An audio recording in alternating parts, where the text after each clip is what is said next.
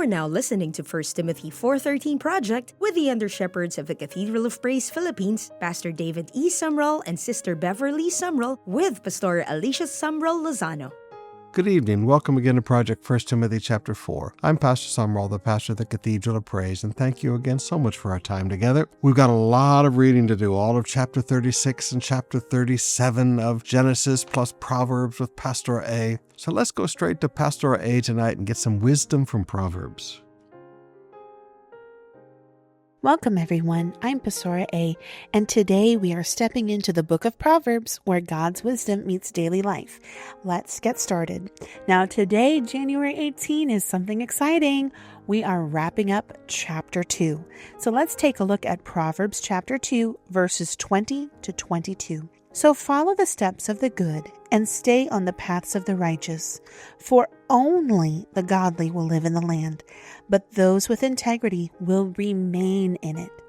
But the wicked will be removed from the land, and the treacherous will be uprooted. Three main thoughts from today's passage. Number one, wisdom is what keeps us on the right path. We see this in verse 20, but let's be honest, we've been seeing this throughout the entire chapter 1 and chapter 2. So what then is important about wisdom keeping us on the right path? We need to learn to follow the path.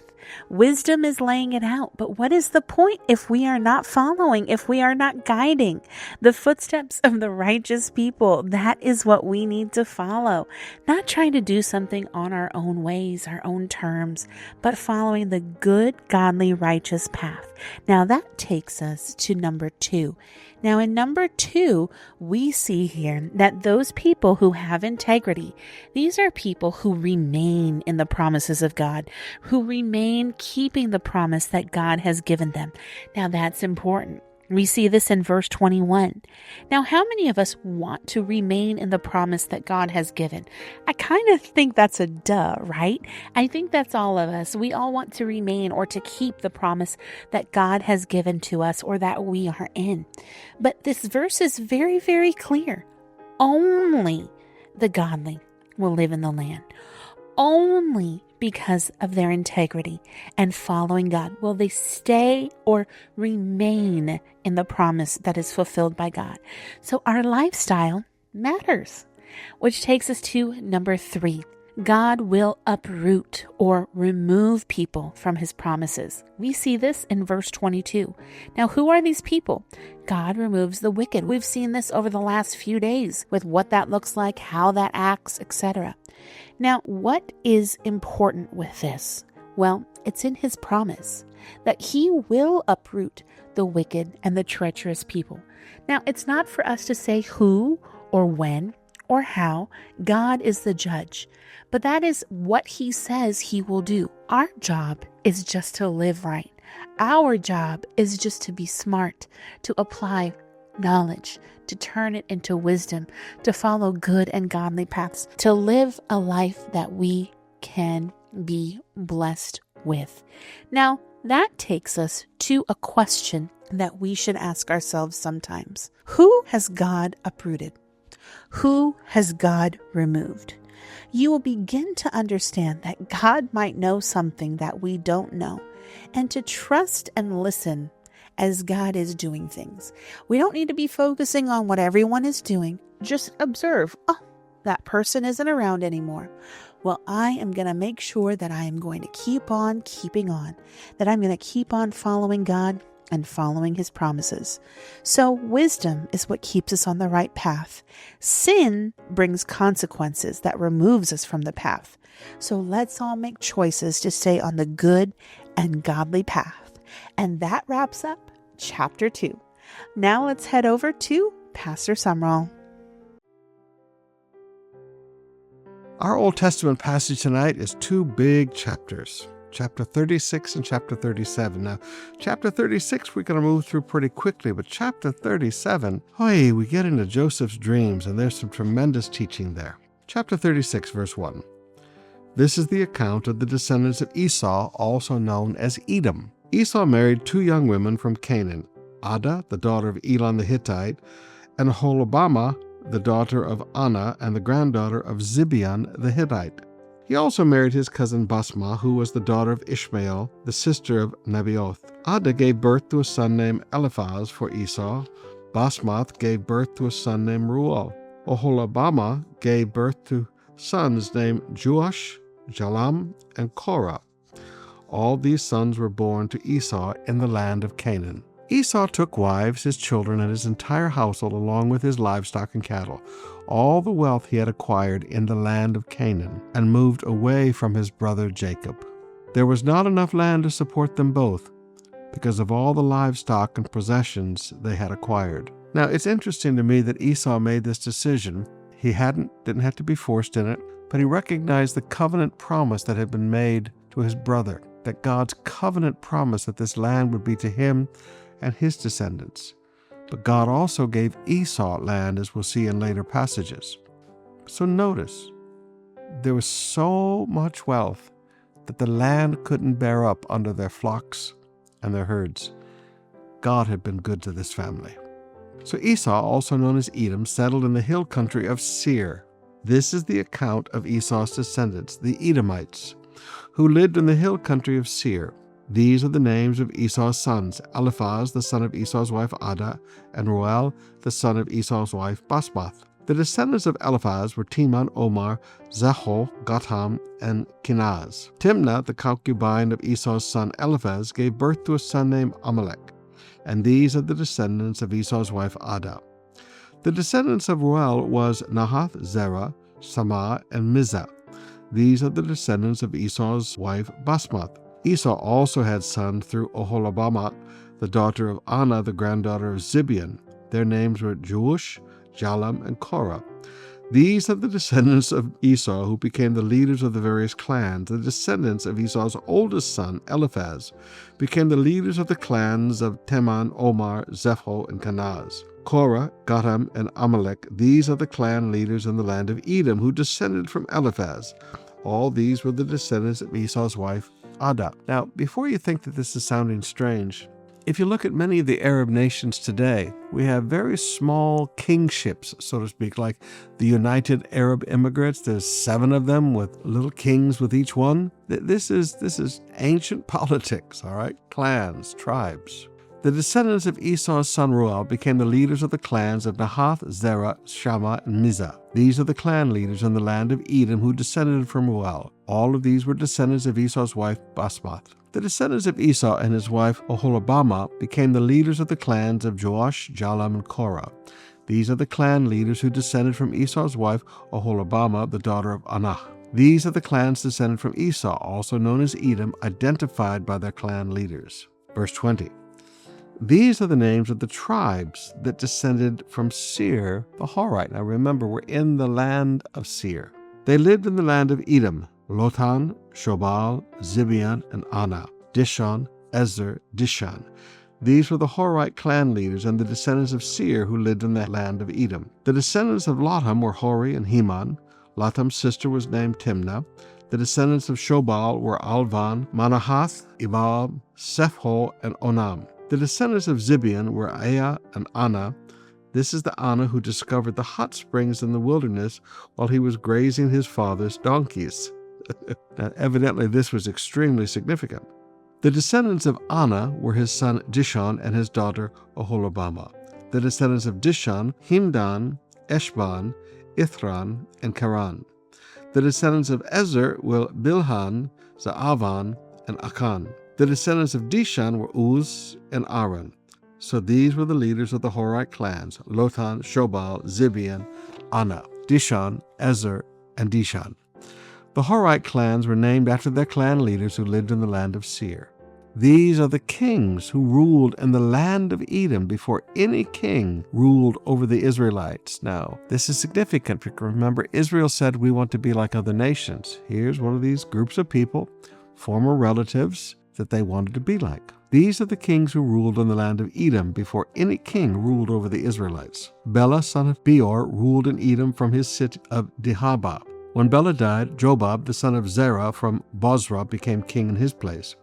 When Jobab died, Husham from the land of Temanites became king in his place. When Husham died, Hadad, son of Bedad, became king in his place and ruled from the city of Avith. He was the one who defeated the Midianites in the land of Moab. Again, these are significant comments that are being made.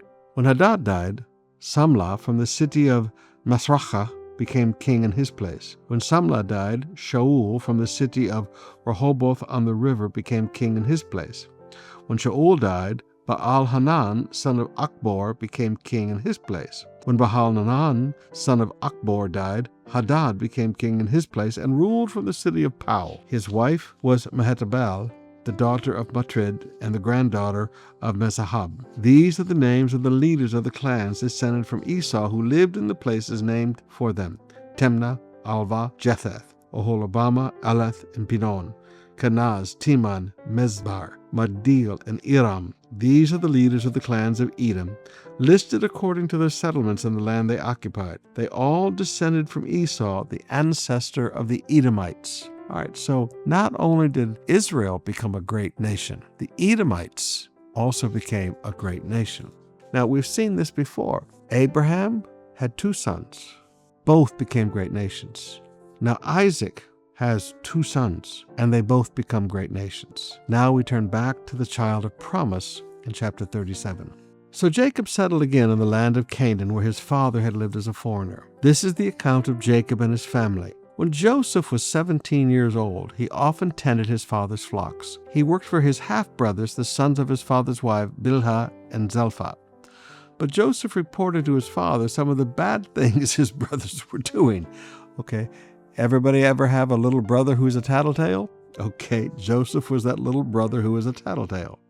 Jacob loved Joseph more than any of his other children because Joseph had been born to him in his old age. He was the boon soul. So one day, Jacob had a special gift made for Joseph, a beautiful robe. But his brothers hated Joseph because their father loved him more than the rest of them, and they couldn't say a kind word to him. Now, I want you to notice, Jacob has the same problem his father Isaac did. Isaac loved Esau, Jacob's mother loved him. And now, forgive me, the same mistake is being made in the family again. You prefer one over the others. And parents, sometimes when our children hate each other, it's because we have created that hatred by the favoritism we show. Verse 5. One night Joseph had a dream, and when he told his brothers about it, they hated him more than ever. Okay, so sometimes, beloved, when God speaks to you about your future, it's best to be silent, okay? But sometimes in our youthfulness, we want to tell everybody about it, and we don't realize it brings hatred against us. Listen to this dream, he said. We were out in the field tying up bundles of grain, and suddenly my bundle stood up, and your bundles all gathered around and bowed low before mine. His brothers responded, So you think you will be our king, do you? Do you actually think you will reign over us? And they hated him all the more because of his dreams and the way he talked about them. So they hated him for 2 more reasons, not just his dreams, but how he talked about the dreams. Again, sometimes it's best to just be quiet. Keep your future to yourself. Soon Joseph had another dream, and again he told his brothers about it. Listen, I've had another dream. He said, the sun, the moon, and 11 stars bowed before me. This time he told the dream to his father as well as to his brothers. But his father scolded him. What kind of dream is that? He asked. Will your mother and I and your brothers actually come and bow to the ground before you? The answer would be yes, and that's what happened in Egypt. But I want you to notice other people's disobedience and other people's attitudes isn't going to change God's plan for your life. Now, they can make it more difficult for you because, again, you should probably keep your future to yourself. But while his brothers were jealous of Joseph, his father wondered what these dreams meant. Now, remember, his father's had some dreams from God too.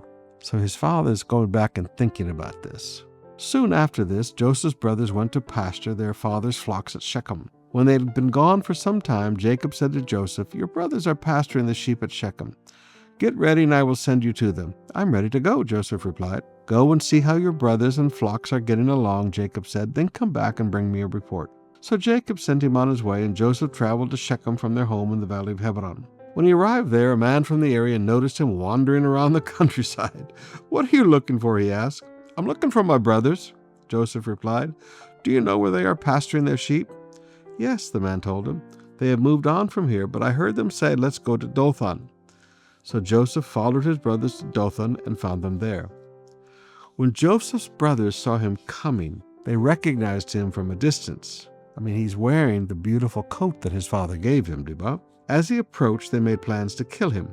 "Here comes the dreamer," they said. "Come, let's kill him and throw him into one of these cisterns. We can tell our father a wild animal has eaten him. Then we'll see what comes of his dreams." Now again, notice, the dreams are the key issue here.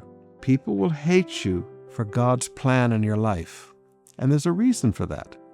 Because Satan wants to stop it. And people are under the control of the god of this world. His brothers were not serving God. But when Reuben heard of their scheme, he came to Joseph's rescue. "Let's not kill him," he said. "Why should we shed any blood? Let's just throw him into an empty cistern here in the wilderness. Then he'll die without our laying a hand on him." Reuben was secretly planning to rescue Joseph and return him to his father. Now, here's a secret plan that he had. But we're going to see in a minute, secret plans don't always work.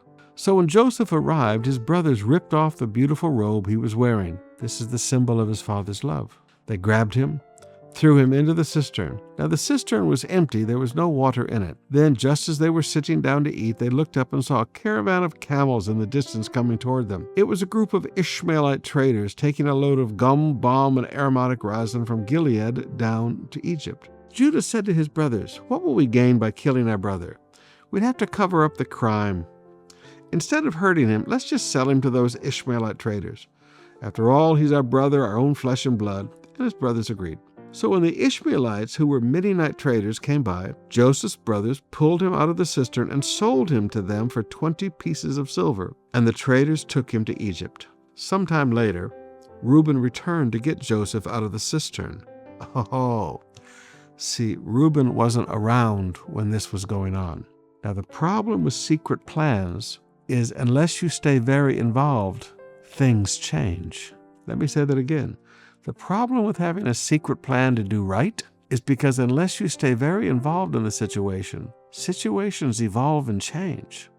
When he discovered that Joseph was missing, he tore his clothes in grief. Then he went back to his brothers and lamented, "The boy's gone. What will I do now?" Remember, he's the oldest. He's Kuya. He's responsible. Then the brothers killed a young goat and dipped Joseph's robe in his blood. They sent the beautiful robe to their father with this message. Now notice, they sent, okay? They sent. They did not take. They did not go and take responsibility. They sent the beautiful robe to their father with this message. "Look at what we found. Doesn't this robe belong to your son?" The father recognized it immediately. "Yes," he said, "it's my son's robe. A wild animal must have eaten him. Joseph has clearly been torn to pieces." Then Jacob tore his clothes and dressed himself in burlap. He mourned deeply for his son for a long time.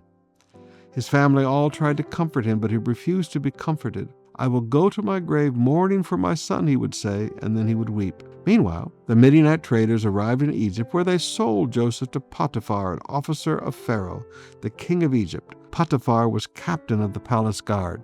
Now, I want you to back up for just a moment and see again how deception was done.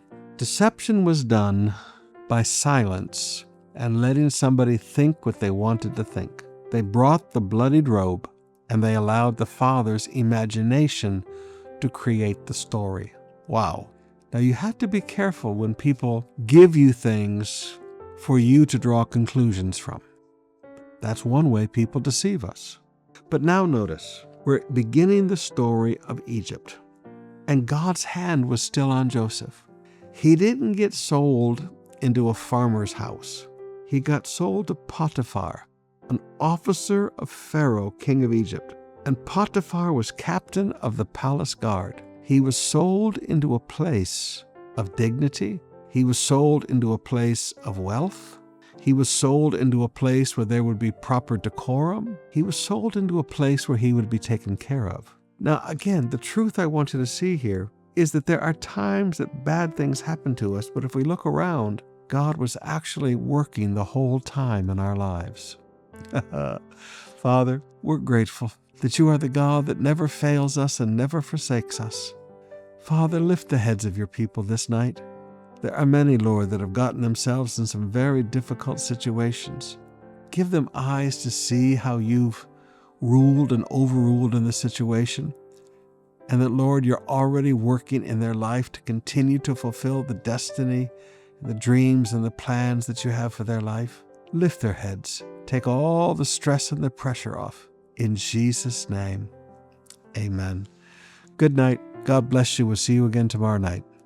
Thank you for joining us today on the 1 Timothy 4:13 project with the undershepherds of the Cathedral of Praise Philippines, Pastor David E. Sumrall and Sister Beverley Sumrall, with Pastora Alisha Sumrall-Lozano. Catch their podcasts on all leading podcast platforms and listen through DZBR 531 or tune in online at www.bible.radio. The Cathedral of Praise is a church fully committed to Jesus Christ and His Word. Our main campus is located at 350 Taft Avenue, Metro Manila, Philippines. For a full list of COP campus locations and service schedules, visit us at cathedralofpraisemanila.com.ph. Tune in again tomorrow for another inspiring reading from the Old Testament and Proverbs.